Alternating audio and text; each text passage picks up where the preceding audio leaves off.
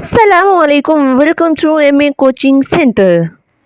I hope so. You are all the fine. I'm here with another video for AIOU student. सबसे पहले हम बात कर लेते हैं आज हम वीडियो में किस टॉपिक पे बात करने जा रहे हैं। जी हम बात करने जा रहे हैं BS इंग्लिश के बारे में। ठीक है, कौन से तलबा अप्लाई कर सकते हैं, फ़ीस कितनी होगी, सेमेस्टर की तब क्या तफसील है और अप्लाई करते हुए किन चीज़ों का ख्याल रखना है। आप लोगों से रिक्वेस्ट है, अगर मेरे चैनल पे न्यू हैं तो मेरे चैनल को आपने करना है सब्सक्राइब। फीडबैक ज़रूर दीजिए कमेंट सेक्शन में और मुझे आपके फीडबैक का इंतज़ार रहेगा। और कोई भी किसी भी किस्म का क्वेश्चन हो तो आप कमेंट सेक्शन में मुझसे पूछ सकते हैं।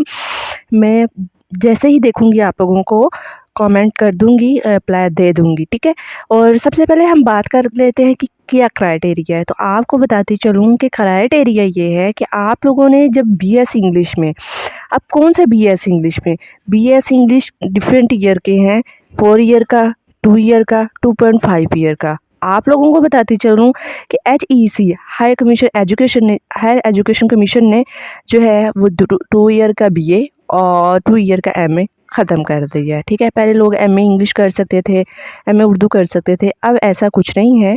आप सब्जेक्ट्स को पढ़ तो सकते हैं लेकिन MA का वर्ड साथ नहीं लगाएंगे, BS का वर्ड साथ में लगाएंगे। ठीक है, अब अगर आप FA के बाद मैट्रिक के बाद BS करना चाह रहे हैं तो वो आपका होगा 4 ईयर का। ठीक है, 2 ईयर आपके इंटर के और 2 ईयर आपके ग्रेजुएशन को, तो टोटल मिला के आपके 4 ईयर का बन जाएगा। तो उसको आप बोलेंगे BS 4 ईयर। और जो आपका होगा ग्रेजुएशन के बाद BS होगा, यानी आप मास्टर्स करना चाहते थे लेकिन अब मास्टर ख़त्म हो चुका है तो आपने परेशान नहीं होना, आप BS इंग्लिश में एडमिशन लेंगे 2.5 ईयर के। ठीक है, और अब 2 ईयर की बात कर लेते हैं कि आपने इंटर किया हुआ है लेकिन आप चाहते थे कि मैं BA इंग्लिश में करूं, ठीक है, लिटरेचर में, लेकिन अब BA चूँकि ख़त्म हो चुका हुआ है तो यूनिवर्सिटी ने BA को हटा के वहाँ BS कर दिया है। ठीक है, तो आप BS इंग्लिश में एडमिशन ले सकते हैं लेकिन 2 ईयर का। अगर आप जो है वो 4 ईयर का लेना चाहते हैं तो मेट्रिक के बाद लेंगे, अगर आप 2 ईयर का लेना चाहते हैं तो इंटर के बाद लेंगे, अगर आप जो है MA में करना चाहते थे, ठीक है, तो वो आप ग्रेजुएशन के बाद करेंगे। लेकिन कितने ईयर का ग्रेजुएशन के बाद? 2.5 ईयर, ये माइंड में रखना है आपने। उम्मीद करती हूँ ये तो समझ में आ गया होगा।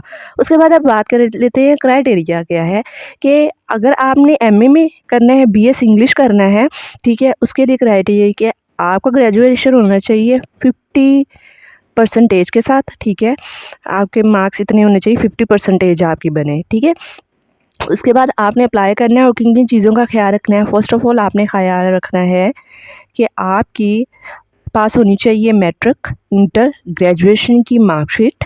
ठीक है, और आपके पास होनी चाहिए पासपोर्ट साइज पिक्चर जिसका बैकग्राउंड वाइट हो। फिर आपके पास ID कार्ड आपका होना चाहिए। अगर ID कार्ड नहीं है, ऑफ कोर्स होगा, अगर ID कार्ड नहीं है किसी रीज़न से तो आप बेफॉर्म यूज़ कर सकते हैं। चूँकि मास्टर लेवल में है तो यकीनन ऑफ कोर्स ID कार्ड होगा। ID कार्ड के साथ आपके फादर का ID कार्ड भी होना चाहिए। ठीक है, इसको आपने इन डॉक्यूमेंट्स को स्कैन करवा के अपने मोबाइल में रख लेना है। एक इसकी डॉक्यूमेंट्स की फ़ाइल फ़ोल्डर अलग बना लेना है और एक PDF में बना लेना है। PDF में क्यों है और कैसे बनाना है ये आपको नेक्स्ट वीडियो में सिखा दूँगी। ठीक है, लेकिन इस वीडियो में मैं आपको ये सारी इन्फॉर्मेशन दूँगी। आपने अब क्या करना है, अपने स्कैन भी करवा लिया, PDF फाइल भी बना ली। ठीक है, ये सेकंड पार्ट हो गया। अब बात कर लेते हैं कितने सेमेस्टर हैं। तो BS इंग्लिश के हैं 5 सेमेस्टर। ठीक है, और हर सेमेस्टर में कम से कम 5 to 6 बुक होती हैं जिनको आपने स्टडी करना होता है और हर सब्जेक्ट के 100 मार्क्स होते हैं। ठीक है, और हर सब्जेक्ट की अलग से वर्कशॉप होती है, क्विज़ होते हैं, फिर आपको इसकी असाइनमेंट्स होती हैं और एग्ज़ाम देना होता है। ठीक है, ये याद रखिएगा। और इसके बाद BS इंग्लिश में एक आपको प्रोजेक्ट भी मिलेगा। ठीक है, आप उसके मार्क्स जो है ना वो 200 है लेकिन वो लास्ट सेमेस्टर में है। ठीक है, और क्रेडिट जो है ना ये 1 क्रेडिट का पूरा है कोर्स है। ठीक है, BS इंग्लिश का। ठीक है, जिसमें 5 सेमेस्टर है और आपका 2.5 साल में ये ख़त्म हो जाएगा। आपको ये भी बता दिया।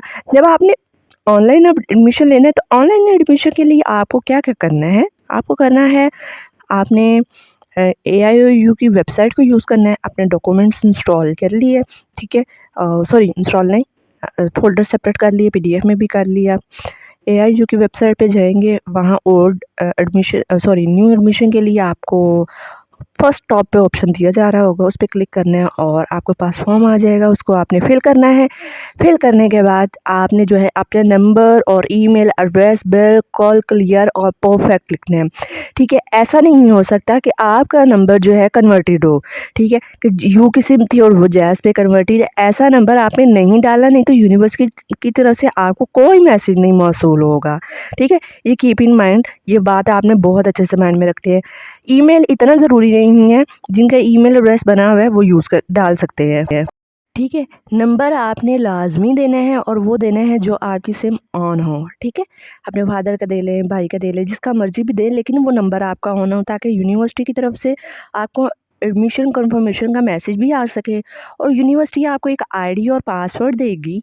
ठीक है, और वो आईडी और पासवर्ड आपने क्यों यूज़ करने हैं, सबसे पहले आपको ये बता दूं कि यूनिवर्सिटी ने वर्कशॉप लेने के लिए, क्विज़ देने के लिए एक अलग से एक एप्लीकेशन नहीं कहेंगे, एक अलग से पार्ट बनाया हुआ है। ठीक है, सॉफ्टवेयर है।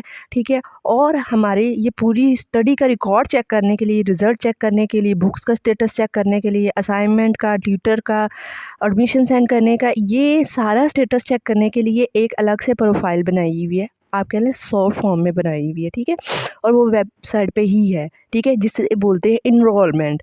इनरोलमेंट के ऊपर आपको सारी आपकी अबाउट स्टडी के इंफॉर्मेशन मिल जाएगी।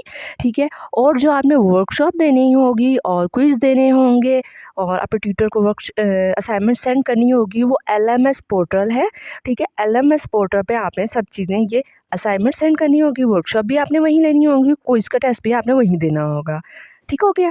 अब बात कर लेते हैं कि क्या क्राइटेरिया होगा, कि असाइनमेंट के क्या मार्क्स हैं और फिर क्विज़ के क्या मार्क्स हैं। ठीक है, अब इस पे बात करते हैं। आपको स्क्रीन पे असेसमेंट कंपोनेंट्स शो हो रहे होंगे। ठीक है, पहला असेसमेंट कंपोनेंट है असाइनमेंट्स। ठीक है, हर सब्जेक्ट की डिफरेंट असाइनमेंट्स होंगी। ठीक है, आपको बुक जो है वो घर पर नहीं आएगी, आप वेबसाइट से डाउनलोड करेंगे। ठीक है, और आपको क्वेश्चन पेपर दिए जाएंगे, क्वेश्चन पेपर को फॉलो अप करना है। ठीक है, और आपने अपनी असाइनमेंट्स टाइप करनी है, और टाइप कहाँ करनी है, MS वर्ड पे। अगर आपको ये मुश्किल और टेंशन हो गई, ओहो अब क्या होगा, तो परेशान नहीं होना, आपको सॉफ्टवेयर मैं बता दूंगी, एप्लीकेशन बता दूंगी, जिनको आप यूज़ करेंगे और असाइनमेंट आपकी 2 दिन के अंदर किसी भी सब्जेक्ट की कितनी भी बना सकते हैं आप। ठीक है, और अपने ट्विटर को PDF कर दीजिएगा। ठीक है, और PDF करनी है। अब फिर असाइनमेंट के बाद असाइनमेंट के मार्क्स है 100। ठीक है, और 100 मार्क्स की जो असाइनमेंट है ना, ठीक है, इसके अंदर से आपके 20 मार्क्स लेना ज़रूरी है। ठीक है, पासिंग क्राइटेरिया। ठीक है, फिर है जी क्विज़। क्विज़ आपके जो है वो आपके मिलेंगे 50 मार्क्स के, लेकिन सॉरी 20 मार्क्स के, वो आपने 20 मार्क्स क्लियर करने हैं। असाइनमेंट भी 20 मार्क्स की है, सॉरी मैंने पहले थोड़ी सी मिस्टेक हो गई, वो ग्रेजुएशन लेवल की है 100 मार्क्स वाली, 50 मार्क्स वाली। ठीक है, फिर अटेंडेंस आपके नंबर लगेंगे, अटेंडेंस के 10 मार्क्स। ठीक है, फिर फाइनल एग्ज़ाम में आपके मार्क्स होंगे 50। ठीक है, और टोटल मार्क्स इस तरह बन जाते हैं 100, जो कि आपने असेसमेंट कंपोनेंट्स में से 100 में से 50 वाला पास होगा। ठीक है, क्विज़ कैसे होते हैं, क्विज़ होते हैं ये मल्टीपल चॉइस होती है ना, ये क्विज़ होते हैं 20 मार्क्स के। ठीक है, ये आपको दिए जाएंगे और 10 वाला इसमें क्लियर कर जाते हैं, पास होता है। ठीक है, और टेंशन वाली कोई बात नहीं है, इजी होते हैं, आपको टाइम ड्यूरेशन दिया जाता है उसको सॉल्व आउट करने का, और कॉन्टैक्ट टीचर के साथ आज स्टूडेंट्स का होता है, टीचर्स हेल्प करते हैं स्टूडेंट्स की, बताते हैं, इन्फॉर्मेशन देते हैं, पूरा गाइड करते हैं। और साथ में अब आपको ये बता दूं कि BS इंग्लिश की सब्जेक्ट कौन कौन से है। ठीक है, स्क्रीन पे शो हो रहे हैं। ठीक है, तो आप नाम देख लीजिएगा और मैं आपको इसकी बाकी डिटेल बता दूंगी। जी, तो आपको ये तो पता है ना कि BS इंग्लिश में एडमिशन लेना है, तो अब आपका यहाँ 4th सेमेस्टर क्यों लिखा जा रहा है। ठीक है, ये 4th सेमेस्टर जो है ना, ये आगे इसके ब्रैकेट में लिखा हुआ है ब्रिज सेमेस्टर। ठीक है, क्यों आप समझिए, ये कंपल्सरी सब्जेक्ट सेमेस्टर है जो आपने मस्ट करना है ही करना है। ठीक है, और ब्रिजिंग सेमेस्टर क्यों इसको कहा जाता है, इसलिए कहा जाता है कि जिन स्टूडेंट ने BS 2 ईयर का किया हुआ है, ठीक है, या BA किया था, ठीक है, तो वो जिस वक्त 5th सेमेस्टर करेंगे ना मास्टर्स करने के लिए, ठीक है, उसको और ग्रेजुएशन और मास्टर के दरमियान जो एक आप कह रहे हैं पुल बन रहा है ना, वो ये सेमेस्टर बन रहा है। ठीक है, और इसको आपने हर हाल में करना है। तो इसके क्रेडिट हावर जो है ना, वो हर सब्जेक्ट की 3 हैं, और हर सब्जेक्ट के मार्क्स 100 है। ठीक है, और पहले बता चुके हैं असाइनमेंट वर्कशॉप सब कुछ होगा इनका। तो अब बात कर लेते हैं सेकंड सेमेस्टर की, यानी कि फिफ्थ सेमेस्टर की, ठीक है। और उसमें जो कोर्स कोड सॉरी सब्जेक्ट हैं वो आप देख सकते हैं, ठीक है। फिर उसके कोड लिखे हुए हैं, हर सब्जेक्ट का कोड होगा, ठीक है। उसके क्रेडिट ओवर 3 क्रेडिट ओवर है, मार्क्स 100 है। अब बात करते हैं सिक्स सेमेस्टर की, और सिक्स सेमेस्टर में जो कोर्स हैं, ठीक है, वो आप देख सकते हैं, यानी कि सब्जेक्ट के नेम और हर कोर्स का एक कोड होता है, ठीक है। ये कोड है और उसके बाद क्रेडिट 3 आवर्स और मार्क्स हैं, ठीक है। और हर सब्जेक्ट की बार बार रिपीट कर रही हूँ कि वर्कशॉप लाजमी होगी, और अगर आप वर्कशॉप अटेंड नहीं करेंगे ना तो आप सब्जेक्ट पेपर भी दे देना, असाइनमेंट भेज दे, फिर भी फेल कंसिडर होंगे, कीप इन माइंड। और ये इन्फॉर्मेशन है सेवन सेमेस्टर की, और सेवन सेमेस्टर में है 5 बुक्स, ठीक है। और हर सेमेस्टर की फ़ी जो है ना वो 15K है, 15,000 है, जो आपने जमा करवानी होती है, और हर हाल में जमा करवानी होती है, ठीक है। तो जी है, ये है लास्ट सेमेस्टर, यानी कि 8th सेमेस्टर, ठीक है, यानी कि फिफ्थ सेमेस्टर। और इस फिफ्थ सेमेस्टर के 3 सब्जेक्ट हैं, और 2 सब्जेक्ट हैं और एक प्रोजेक्ट है, और प्रोजेक्ट मार्क 200 है, जो कि आपने मस्ट करना होगा, तभी आपकी डिग्री जो है ना कंफर्म होगी, ठीक है। और प्रोजेक्ट किस तरीके से होगा वो आपकी वर्कशॉप में आपको बता दिया जाएगा।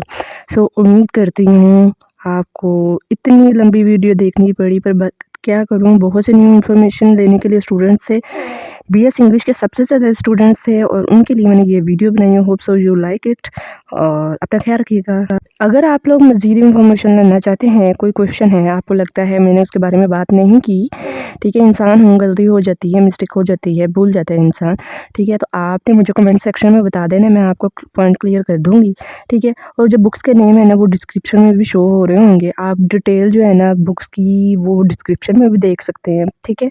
और मेन जो कंपोनेंट्स हैं वो मैंने बता दी हैं पूरी, मैंने अभी तक से पूरी कोशिश की है मैं आपको पूरी डिटेल समझा सकूं। फिर भी कोई क्वेश्चन हो, वंस अगेन कहूँगी कि आप लोग कमेंट सेक्शन में बताइएगा। उम्मीद करती हूँ आपको वीडियो अच्छी लगी होगी, और अगर अच्छी लगी है तो प्लीज़ मुझे सपोर्ट करने के लिए, अप्रिशिएट करने के लिए चैनल को सब्सक्राइब कीजिएगा। बट आपके सब्सक्राइब करने से कुछ नहीं होगा जब तक आप बेल आइकन का बटन प्रेस नहीं करेंगे, ठीक है, और नोटिफिकेशन ओपन नहीं करेंगे, तब तक मुझे आपके सपोर्ट का कोई फ़ायदा नहीं होगा। सो अगर आप चाहते हैं कि मुझे लोगों तक मेरी इन्फॉर्मेशन को जाना चाहिए तो प्लीज़ सपोर्ट मी, और बेल आइकन का बटन को ज़रूर प्रेस कीजिएगा और नोटिफिकेशन ऑन कीजिएगा। और अपना रखिएगा ख्याल, दुआ में रखिएगा यार। मिलते हैं नेक्स्ट वीडियो में एक अच्छी सी बिंदास सी इन्फॉर्मेशन के साथ। और आपको चाहिए अगर कोई और मज़ीद इन्फॉर्मेशन तो मुझे बता सकते हैं। अपना रखिएगा ख्याल, दुआ में रखिएगा यार। मिलते हैं नेक्स्ट वीडियो में। अल्लाह हाफ़िज़।